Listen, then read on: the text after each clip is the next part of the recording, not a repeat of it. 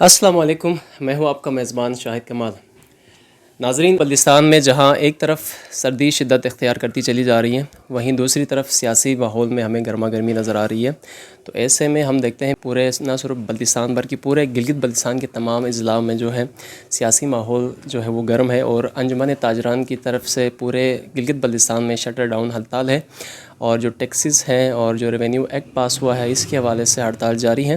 تو ایسے میں میرے ساتھ آج موجود ہیں ہمارے جو سابقہ رکن اسمبلی ہے امتیاز حیدر خان صاحب کاچو۔ آپ پہلے اسمبلی میں بھی رہ چکے ہیں اور انجمن تاجران کی کمیٹی جو ممبران کمیٹی ہے اس کے رکن بھی ہیں۔ آئیے آپ کو ان سے ملواتے ہیں، ان سے بات کرتے ہیں کہ اس حوالے سے ان کا کیا کہنا ہے، کیا موقف ہے۔ السلام علیکم۔ جی وعلیکم السلام۔ سب سے پہلے تو کاچو صاحب بہت شکریہ، آپ نے اپنے گناگوں مصروفیات میں سے وقت نکالا۔ انجمن تاجران کی جانب سے یہ ہڑتال کھول دی گئی ہے، تو کیا مقصد ہے، کیا پرپزز ہیں، کیا کچھ کہنا چاہ رہے ہیں؟ بسم اللہ الرحمن الرحیم۔ شاہد بھائی، سب سے پہلے آپ کا میں شکریہ ادا کرتا ہوں۔ انجمن تاجران اور عوامی ایکشن اور تمام جو سیاسی جماعتیں ہیں ان کی طرف سے یہ ہڑتال کال کی گئی ہے، جس کے جو چیدہ مسائل ہے وہ تو 4-5 جو آپ کے سامنے ہیں، جس میں گلگت بلتستان کے آئینی حقوق کے اوپر جو ٹیکس ابھی ریونیو ایکٹ 2022 جو لاگو کیا ہے ابھی موجودہ جو گورنمنٹ اور اس کے اتحادیوں نے، اس کے اوپر بجلی کی جو کمی ہے اور گندم کی سبسڈی کی جو کٹوتی ہے اور گندم کی کوالٹی کے اوپر، پانی، بجلی اور مہنگائی اور بے روزگاری، یہ 5-6 اہم پوائنٹ ہے جس کے اوپر انجمن تاجران کی طرف سے اس کا انیشیٹ ہوا ہے۔ اور الحمدللہ میں ابھی پچھلے مہینہ 1.5 مہینے سے اسلام آباد اور ادھر لاہور اپنے علاج کے غرض سے آیا ہوا ہوں۔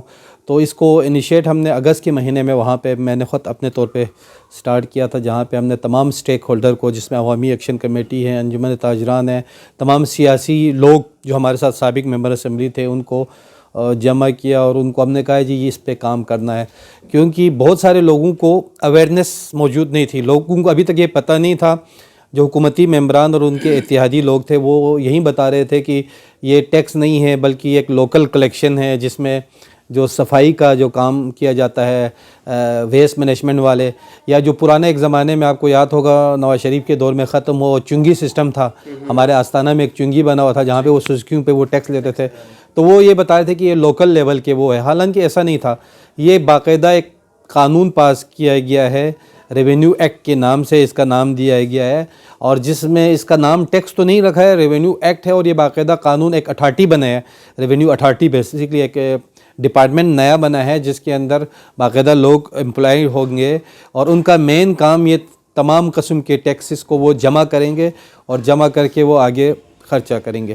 تو یہ اس مقصد کے لیے بنا تھا، اور اس کے اوپر ہم نے ڈے فرسٹ میں کئی دفعہ پریس کانفرنس بھی کیے، کئی مختلف ہمارے لوکل چینلز اور مین سٹریم جو چینلز ہیں وہاں جہاں ہمیں موقع ملا ہم نے اس کے اوپر نہ صرف بولا بلکہ عوام میں اویئرنیس کے لیے بھی میں نے پچھلے 2-3 مہینہ جب میں یہاں پہ آنے سے پہلے حلقے کے اندر اور جہاں ہم گئے، گلگت میں گئے اور شگر گئے، کھرمنگ گئے، خپلو گئے، جہاں گئے جہاں پہ فارملی یا انفارملی لوگوں کو ہم نے اس کی اویئرنیس دی، اور الحمدللہ آج ہمارے عوامی ایکشن کمیٹی اور انجمن تاجران غلام حسین اطہر اور ان کی ٹیم کا میں شکریہ ادا کرتا ہوں کہ انہوں نے بہت زبردست آرگنائز کیا، اور آج کے دن بھی شٹر ڈاؤن ہڑتال نہ صرف پورے جی بی میں ہے، بلتستان میں تو بہت زبردست قسم کا ہڑتال ہمیں رپورٹ ہوا ہے جی ابھی تک۔ اچھا کاچو صاحب، ہم دیکھتے ہیں جو صوبائی وزراء ہیں، پروونشل جو وزراء ہیں ہمارے، ان کا یہ موقف ہے تو ایسا کوئی ایکٹ جو ہے اسمبلی میں پاس ہوا نہیں ہے، تو کس بات کی احتجاج کر رہے ہیں؟ اور ساتھ ہی ساتھ جو احتجاج میں شریک ہیں وہ بھی ہمارے حکومتی ہی ارکان ہیں، تو یہ آپ عوام کو سمجھا دیں کہ کیا ہو رہا ہے یہ؟ بڑا ایک انٹرسٹنگ چیز ہے، میں نے پہلے بھی یہ بتایا، بڑے تفصیل اس کے ہے، لیکن میں آپ کو مختصراً یہ بتاؤں،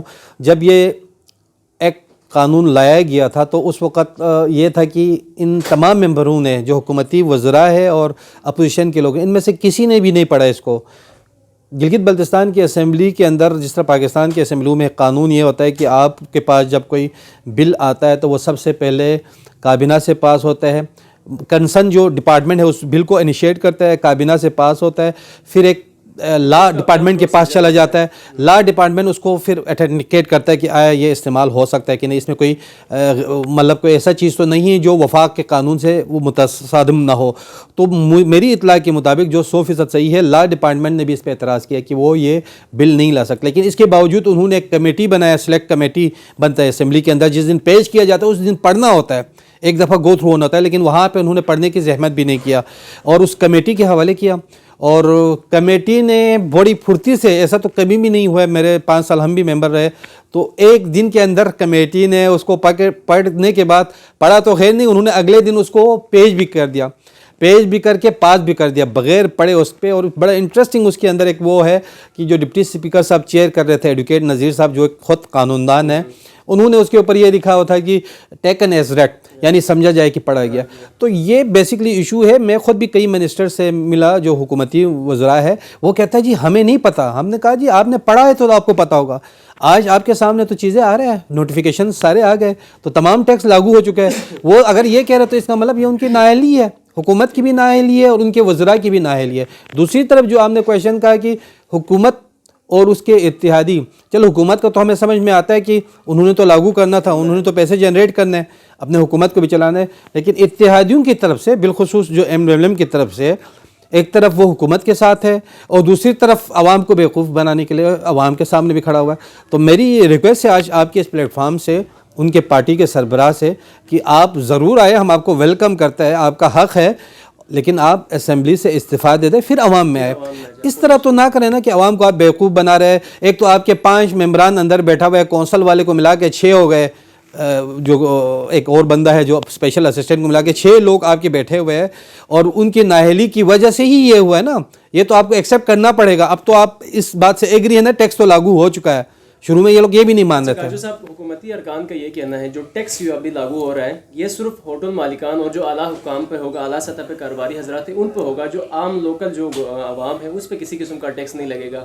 تو اور یہ کہنا ہے کیونکہ ٹوریزم گلگت بلتستان میں ایک ہب ہے، چونکہ اب ٹیکس کا جو لاگو اجرا ہوگا تو ٹوریزم میں جو ہے ظاہری بات ہے پروونشل حکومت کے لیے یہاں سے کنٹریبیوشن ہے، جو ٹیکس جو ہے ریونیو جنریٹ کر لے گا.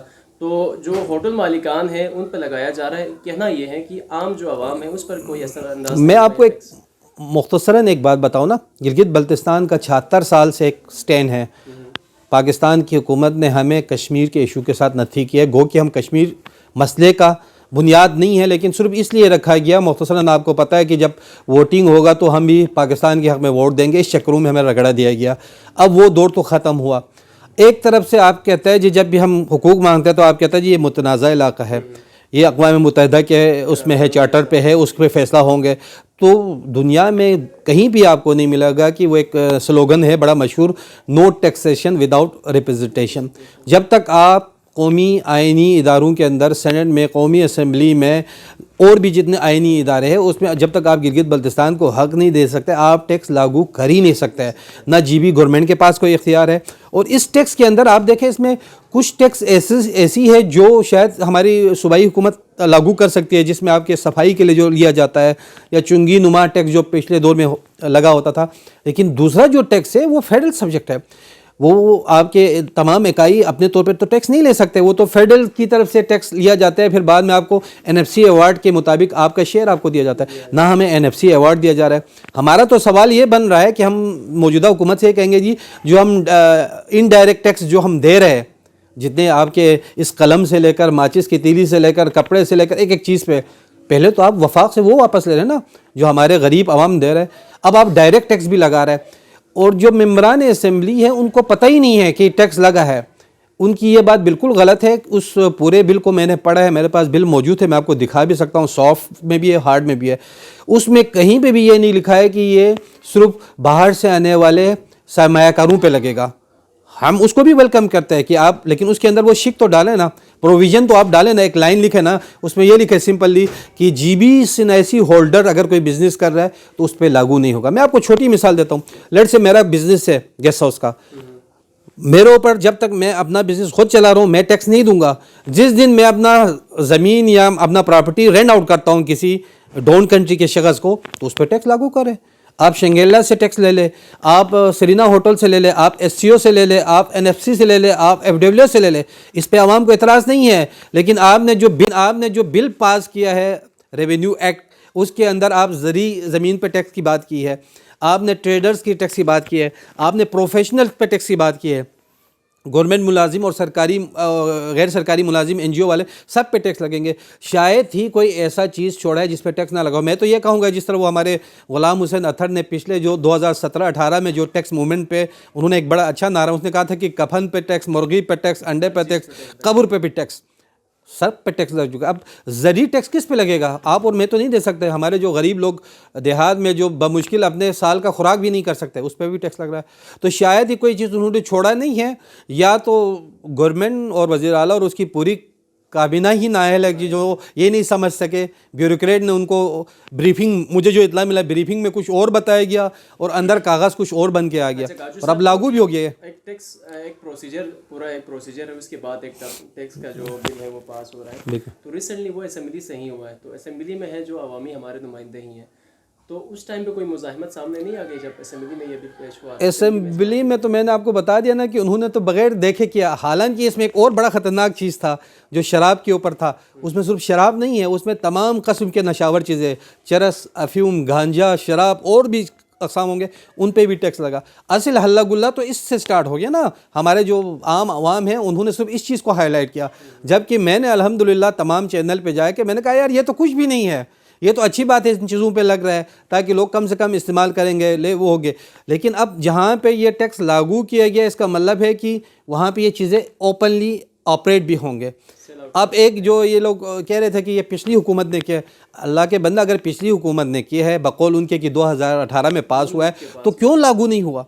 2022 तक तो कोई लागू नहीं हुआ, कहीं पे शराब के ना अड्डे खुले ना कोई और इस तरह की चीज़ें हुए। अब उन्होंने उस पर, अगर बिल उस वक्त पास हुआ है तो इन्होंने इस पर मोहर लगा ले मेरे हिसाब से, इस असेंबली ने। और इस असेंबली के जितने भी हुकूमती मेंबरात हैं मेरे हिसाब से नाअहल हैं। इनकी नाअहली का और क्या कितना बड़ा सबूत होगा। दूसरी तरफ आप देखें कल अवामी एक्शन और अंजुमन ताजरान के उसमें हमारे मोहतरम आगा साहब ने आके तकरीर किया जी कि मैं अपने नुमाइंदों को इस्तीफ़ा दिलवाऊंगा।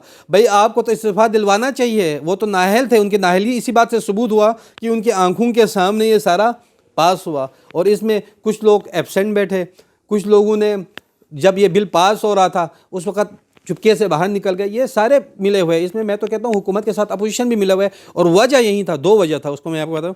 एक तो उनकी मराद में इजाफा किया गया था जिसको मशरूत किया था हुकूमत ने, यह कहा था कि इस पर कोई भी नहीं बोलेगा, ना पढ़ेगा ना बोलेगा।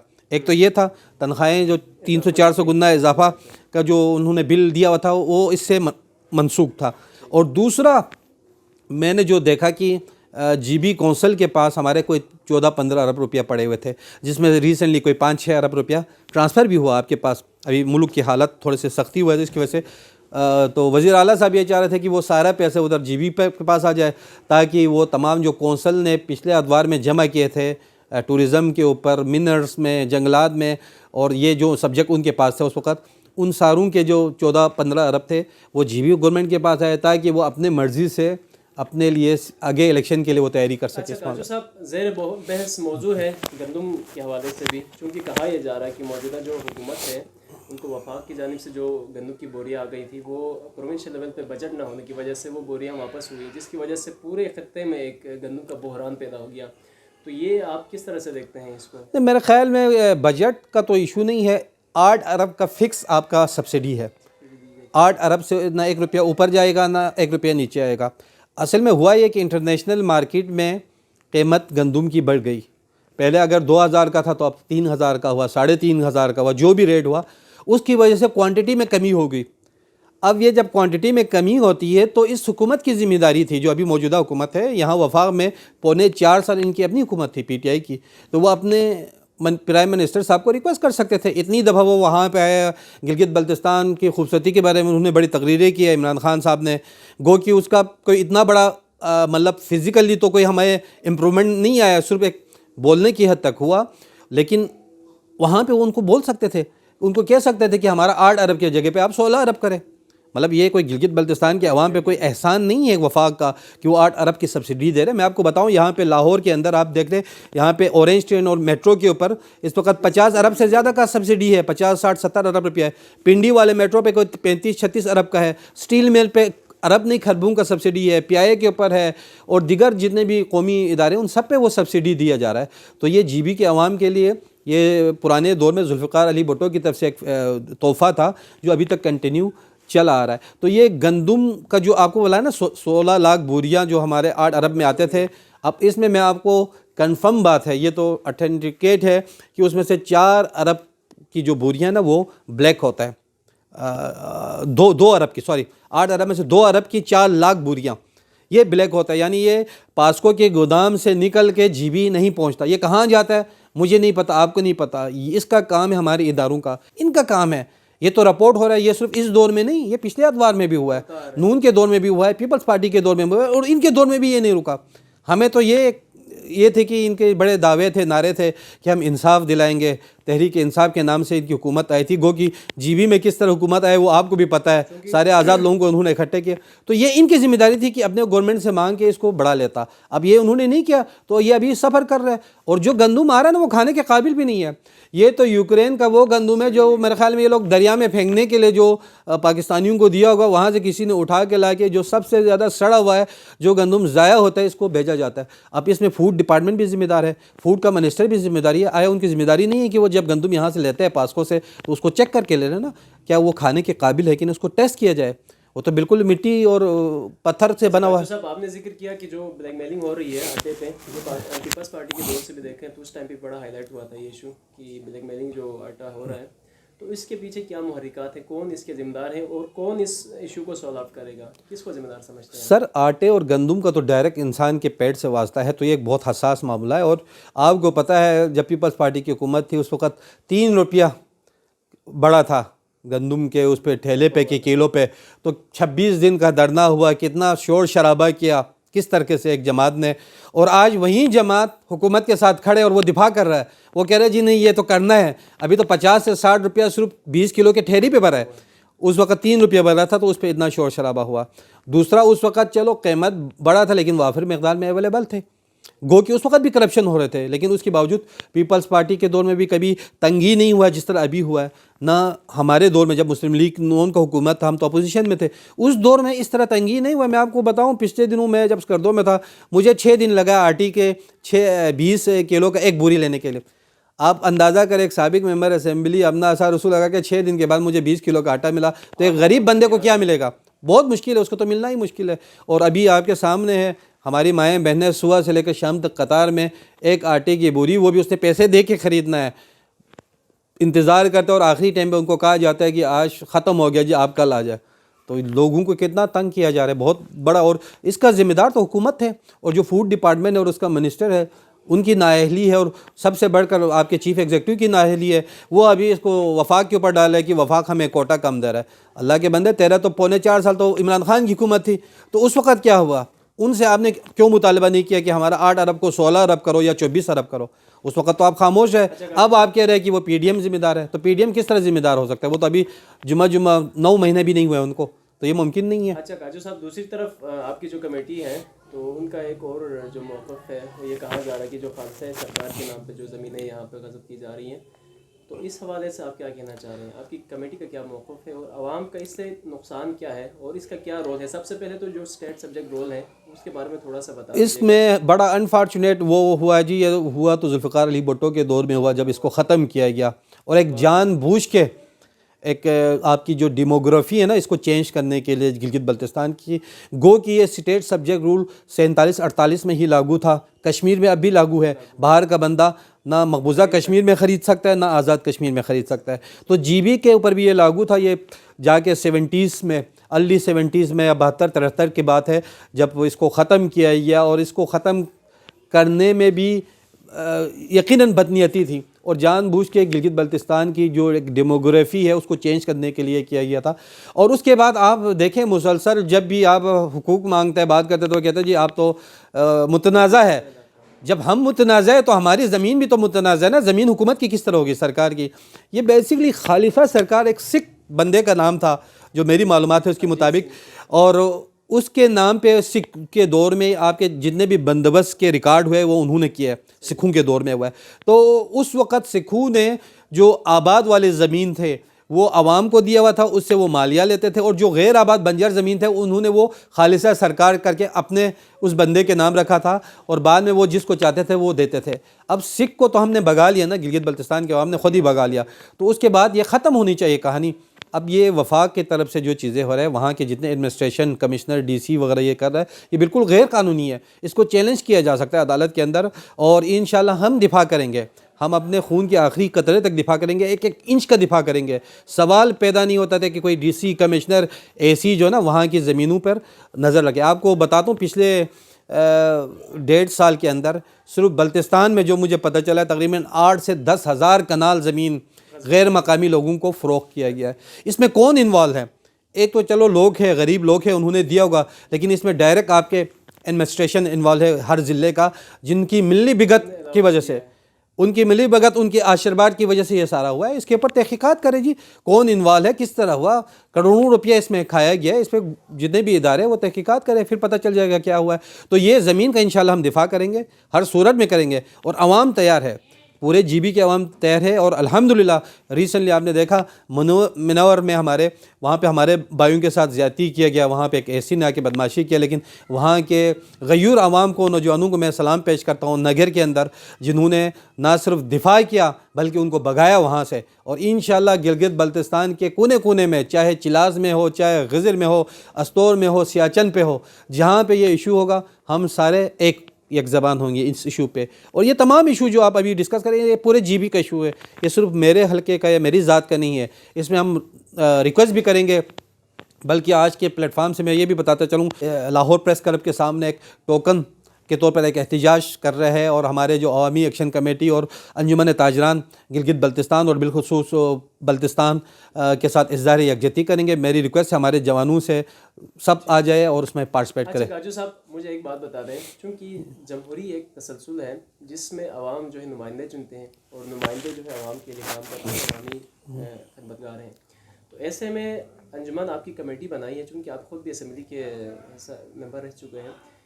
کمیٹی کا کام نہیں ہے، چونکہ عوامی نمائندے ہیں، عوام کے مفاد میں کام کرنا ہو تو یہ عوامی جو نمائندے اسمبلی میں جاتے ہیں ان کا کام ہے کہ کون سا چیز عوام کی فلاح کے لیے ہے، کون سی چیز عوام کی فلاح کے لیے نہیں ہے. تو جو نمائندے ہم نے اسمبلی میں بھیجے ہیں وہ تو اس بات کے حق میں ہے کہ ان کے اوپر ٹیکس ہونی چاہیے، لگنی چاہیے. بالکل عوام اس کے اگینسٹ میں جا رہی ہے، تو یا ہماری جو نمائندگی جا رہی ہے ہم غلط نمائندے منتخب کر رہے ہیں، یا جو نمائندے ہم اسمبلی میں بھیج رہے ہیں وہ قوم کے ساتھ وفاداری نہیں کر رہے ہیں. میرے خیال میں نمائندے تو خیر عوام الیکشن کے وقت آپ کو پتہ ہے جی بی اور جے کے میں تو فیڈرل کا اثر پڑتا ہے، اور اس بار بھی وہی ہوا ہے. آپ کے پورے جی بی میں 7 کے 8 بندے تو آزاد جیت گئے، ان سب کو وزارت کا آفر ہوا، سب نے اپنے پسند کا وزارت لیا، اور وہ اپنے ذاتی مفاد کے لیے حکومت میں شامل ہوئے. اور انہوں نے آج تک 2 سال سے اوپر ہوا ہے ان کا ٹینیور ابھی اس حکومت کا. کوئی ایسا ایک کام آپ مجھے دکھا دیں. میں تو کہتا ہوں کہ یہ تو ایک عذاب ہمارے اوپر نازل ہوا ہے. اور زندگی میں میرا 49 سال ہو رہا ہے الحمدللہ، زندگی میں پہلی دفعہ میں نے 2022 میں اسکردو شہر میں پانی کی لوڈ شیڈنگ دیکھی، اور ابھی 1 گھنٹہ لائٹ آ رہا ہے. یہ بھی میں نے زندگی میں پہلی دفعہ دیکھا ہے. گو کہ اسکردو میں ترقی ضرور ہوئے لیکن یہ مسائل اپنے زیادہ ہے. تو عوامی نمائندے کی تو نااہلی ہے. آپ کی بات بالکل صحیح ہے کہ یہ بیسیکلی کام ہے، یہ اسٹریٹ پہ لوگوں کا کام نہیں ہے، نہ انجمن تاجران کا کام ہے، نہ عوامی ایکشن کا کام ہے، نہ ہمارا کام ہے جو اسمبلی سے باہر ہے. یہ تو اسمبلی میں جن لوگوں کو بھیجا گیا ہے مینڈیٹ دے کے ان کا کام تھا. اب وہ ان کی نااہلی ہوئی، انہوں نے تو اس کے حق میں فیصلہ دیا. وہ تو بڑے آپ کے تمام منسٹر اور بالخصوص اتحادی جو منسٹر تھے ہمارے محسم کاظم صاحب تو بڑے دبنگ انداز میں کہتے تھے جی یہ تو ہم نے لاگو کیا ہے. اب وہ ڈیفنس پوزیشن پہ آنے لگے، اب ان کے بیانات آنے لگے کہ میں عوام کے ساتھ کھڑا ہوں. بھئی آپ عوام کے ساتھ نہیں ہیں، آپ حکومت کے ساتھ کھڑے ہیں. آپ عوام کے ساتھ ہیں تو آپ کو پھر مزید 1 سیکنڈ بیٹھنے کا کوئی حق نہیں ہے، نہ آپ کو نہ آپ کی جماعت کو. آپ اسمبلی سے احتجاج کرے، واک آؤٹ کرے، استعفیٰ دے دے، پھر عوام کے ساتھ آ جائے. میں خود ویلکم کرنے کو تیار ہوں. اس طرح تو کبھی نہیں ہوتا کہ آپ ایک ٹکٹ میں 2 مزے کر لیں. آپ ادھر بھی واہ واہ کیا کہتے ہیں، میٹھا میٹھا ہب ہب، کڑوا کڑوا تھو تھو والی کہانی تو نہیں چل سکتے. تو یہ تو ممکن نہیں ہے. تو یہ ان کی نااہلی ہے سر، ٹوٹلی ملا کے ان کی نااہلی آپ کہہ سکتے ہیں. بہت شکریہ کاچو صاحب. میرے ساتھ موجود تھے کاچو امتیاز، سابق رکن اسمبلی تھے. ان کا چونکہ آپ کمیٹی کے ممبر بھی ہیں انجمن تاجران، تو ان کا آپ نے موقف جانا. مجھے دیجیے گا اجازت. اللہ حافظ.